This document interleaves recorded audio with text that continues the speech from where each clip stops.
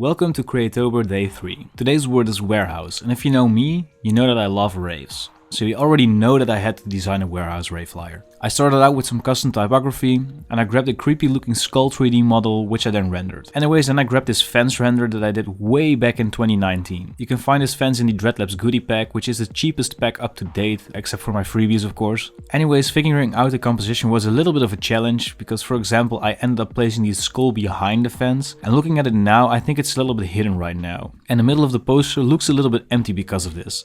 But that's a fun part for me when recording these voiceovers for the time-lapse. I can actually look back at my work and see what I could have done better. So I learn a lot from my mistakes when doing Creatober like this. So if you want to get the project file from this video, you can become a Patreon member. All of the 31 project files from Creatober will be available for the inner core members on my Patreon channel. So that means that you can get the PSD files, Illustrator files, Cinema 4D files, anything that I use in that project.